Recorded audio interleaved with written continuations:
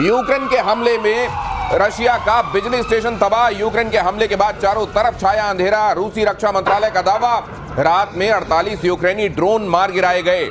तो ये क्लेम और काउंटर क्लेम जो आप देख रहे हैं, उसके बीच आप ये देखते हैं कि अगर कीव में या यूक्रेन में एक बड़ी सी जगह आपको सुलगी हुई दिखाई देती है, तो ऐसा इक्का दुक्का धुआं आपको रशिया में भी कभी कभार उठता हुआ दिखाई दे जाता है। लेकिन वो लोग सर ये इसको दिखाते हैं अपनी कामयाबी के तौर पर और इस बात के डिस्प्ले के तौर पर कि आप हमको हथियार दीजिए, देखिए हम रूस को दहलाएंगे।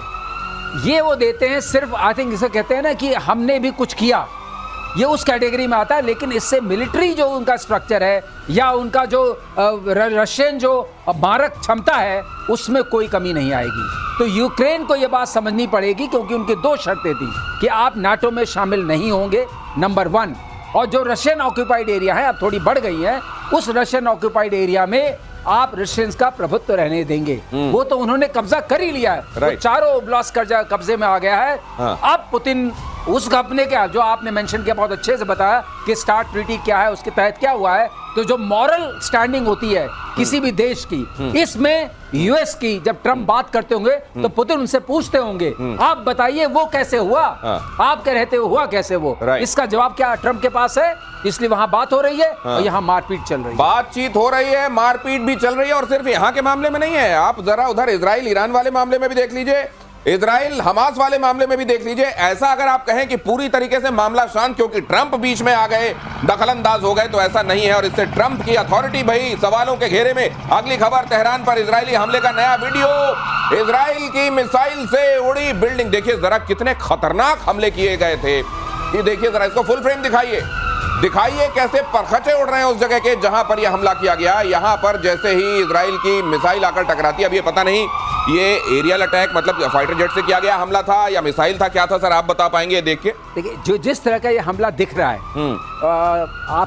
आपसे मैं कहना चाहूंगा, आप दर्शकों को आपके कि ये AI जनरेटर अगर नहीं है, ये भी मान के हम लोगों को आजकल के जमाने में चलना चाहिए। तो जिस तरह का हमला है वो किसी मिसाइल का है जो आती है और उसके साथ कम से कम 500-600 किलोग्राम एक्सप्लोजिव होगा, इस तरह का वो दिखाने के लिए। आप देख रहे हैं पहले वो आता है, एक जगह पड़ता है, दैट मीन्स निशाना अचूक है, और उसके बाद वो उठता है नीचे से, क्योंकि आते समय आपको कुछ दिखाई नहीं दे रहा है। ये जो वीडियो है ना, ये ईरान की तरफ से ही पब्लिक किया गया है। अब ईरान ने क्यों किया उसका मतलब हो सकता है वो दिखाना चाहते हैं कि इजराइल किस तरीके से उसने रिहायशी इलाकों को मारा, ये रिहायशी इलाका है, तो ये साइकोलॉजिकल वॉरफेयर का पार्ट हो सकता है। दूसरा ये हो सकता है कि अगर हम रिटेलिएट करते हैं तो उसके लिए हमारे पास ये कारण है, ये देखिए, वरना इस वक्त रिलीज करने का क्या मतलब है। और तीसरा, जब मैं गौर से देखता हूँ आसपास जो लोगों को दिखाया जा रहा है, उसमें से कोई भी भागता या दौड़ता हुआ नजर नहीं आ रहा है। तो इससे ये शंका बढ़ती है कि कहीं AI जनरेटेड तो नहीं है ये। और ऐसे वक्त में जब लोग ये कह रहे हैं, और ये लगातार ईरान की तरफ से दिखाने की कोशिश की जा रही है कि एट्रॉसिटी तो असल में इजराइल की तरफ से ईरान पर की जा रही है, ऐसे में ये वीडियो हो सकता है उसी को एस्टैब्लिश करने के लिए एक बार फिर से लोगों के सामने रखा गया हो। अगली खबर देखिए, चीन की अमेरिका को डायरेक्ट चेतावनी, ईरान पर हमले को लेकर निंदा की चीन ने कहा, हम ईरान के साथ खड़े हैं। चीन ने कहा मध्य पूर्व में अपने रणनीतिक हितों की हम रक्षा करेंगे। ये मुझे ये समझ में नहीं आ रहा, जब पूरी फिल्म खत्म हो गई फिलहाल, तो ये खड़े होकर कह रहे हैं कि ये हम फिल्म का बायकॉट करेंगे। देखिए ऐसा है, पहले ये बैठे हुए थे, अब इन्हों का हम खड़े हैं। अच्छा, जैसे होता है ना कि आप जब फिल्म खत्म हो जाती है, अब जनगण मन होता है तो आप खड़े जाते हैं, तो ये जनगण मन वाला नहीं, अब तो क्रेडिट रोल भी नहीं चल रहा है, अब तो अंधेरा है कंप्लीट है, लेकिन खड़े हो गए क्योंकि लोगों को बता दिया भाई हम खड़े हैं। और खड़े हैं तो कैसे खड़े हैं, जब मारपीट हो रही थी तो आप कहाँ अड़े थे, तब अड़े थे, अब खड़े हैं, तो वही वाला है। लेकिन एक चीज है कि चीन का और ईरान का रिश्ता एक तरीके से बहुत इन्वेस्टेड है। चीन बहुत इन्वेस्टेड है क्योंकि उसका 80% तेल वहां से आता है, स्ट्रेट ऑफ हॉर्मुज से, BRI का कनेक्शन वहां पर है, और वहां से ड्रोन्स जो हैं, वो ड्रोन्स में जो भी सामान जाता है उसकी सप्लाई चेन जुड़ी हुई है चाइना के साथ, और ये उस ड्रोन का उनको देते हैं। इसका तो मिलिट्री इक्विपमेंट का साझा है, स्ट्रेट ऑफ हॉर्मुज का अपना बड़ा वो है, BRI का है, तो इकोनॉमिक, पॉलिटिकल, मिलिट्री सारी चीजें उसमें निहित हैं। और उनको पता है कि ईरान को जिंदा रखना चीन की एक तरीके से बहुत बड़ी मजबूरी है, political, military and financial, right, इसलिए वो कर रहा है। ये इसलिए किया जा रहा है क्योंकि बहुत ज्यादा स्टेक्स हैं ईरान में। अब अगर ये नहीं होता तो सोचिए फिर ये जो एक तरीके से बिरादर होने वाला दावा है, ये कितनी बिरादरी निभा रहे हैं ये आप समझ लीजिए। यहां जब ज्यादातर तेल वहीं से आ रहा है, वहां BRI का भी आप समझ रहे हैं कि वो रूट में आ रहा है, तमाम तरह के जब स्टेक्स इन्वॉल्व हैं, तब चाइना केवल मुंह चलाकर या एक फाइटर J-10C? एक फाइटर दिया सर, एक।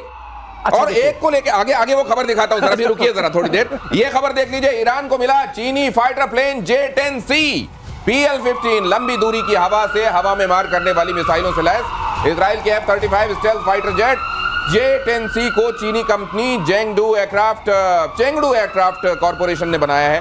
J-10C दिया और साथ में कहा कि हम मिडिल ईस्ट में अपने हितों की रक्षा करेंगे। इतनी देर बाद, बहुत देर बाद और बहुत कम देर आयद और बहुत कम आयद। आपने देखा था ऑफ सिंदूर में J-10C तो पाकिस्तान के पास भी था, हाँ। PL-15 भी था, हाँ। और बहुत सारे थे। हाँ। हुआ क्या, सिरसा के मैदान में गिरा हुआ पाया गया। तो वो कहते हैं ये J-10C से तो अब लोगों ने डरना बंद कर दिया है। एक तरीके से लोगों ने चाइनीज हथियारों से ही डरना बंद कर दिया है। नहीं, और इसमें ये सर एक आया है और वहां ईरान में उसको ट्वीट किया जा रहा है कि अब ये देखिए कैसे इजराइल के छक्के छुड़ाएगा एक फाइटर जेट।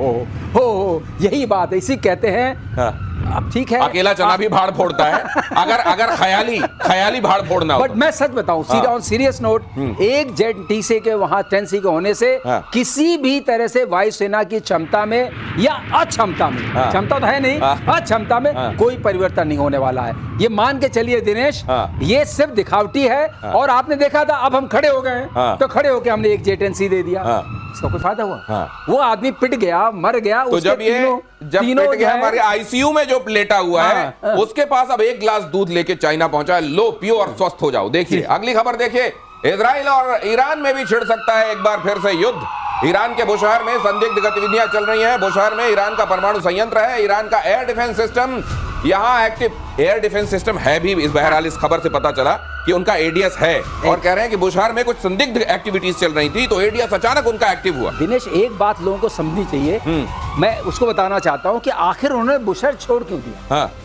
आपके मन में शंका आई होगी ना, हाँ। कि तीनों को मारा, हाँ। नतान्स को मारा, फोर्दो को तो मरवा दिया, इस्फहान को मारा, इसको क्यों छोड़ा? ये तो न्यूक्लियर पावर प्लांट है, राइट। यहां पर आती है बात। इसको इसलिए नहीं मारा, इसके लिए कुछ उनके पास लोग बच गए, क्योंकि अगर आप न्यूक्लियर पावर प्लांट पर अटैक करते हैं, जो आप कहते हैं रेडिएशन डिस्पर्सन, और रेडिएशन में क्या चक्कर है कि यहाँ ज्यादातर हवा चलती है ईरान से ओमान की तरफ, सऊदी अरेबिया की तरफ, तो उधर रेडिएशन चला आता। तो अब ये क्या कर रहे हैं, इजराइल पूरी वॉच कर रहा है, पूरा देख रहा है कि क्या है, क्या यहाँ पर कुछ तो इन्होंने वहीं 400 किलो नहीं तो सरका दिया वहीं ले जाकर, उसी के चक्कर में पड़े हुए हैं। तो ये सारी चीज बन करके ये मामला है। तो अब इसको निरीक्षण में रखा है, अगर कुछ करेंगे तो ह्यूमन के सहारे करेंगे, ऊपर से बम मारने की मैं आशंका नहीं करता हूं। उसका रीजन ये है, तो बुशहर में लगता है टोह लेकर ये गए, और इनको सामने दिखा होगा, आंखों से दिखा होगा, लेकिन इन्होंने ये नहीं कहा होगा कि आंखों से दिखाया, उनका हमारे एडीएस एक्टिव हो गया और उन्होंने देखा है। मेजर गौरव आर्य और बढ़िया समझाएंगे, और ये आ गए स्टूडियो में, और बहुत दूर से और काफी देर से आपका इंतजार चल रहा था, लेकिन आखिरकार आप स्टूडियो आए, धन्यवाद। और ईरान ने फिर दिखाया मिसाइल पावर। देखिए जरा मसल फ्लेक्सिंग हो रही है, जब पूरी कुश्ती खत्म हो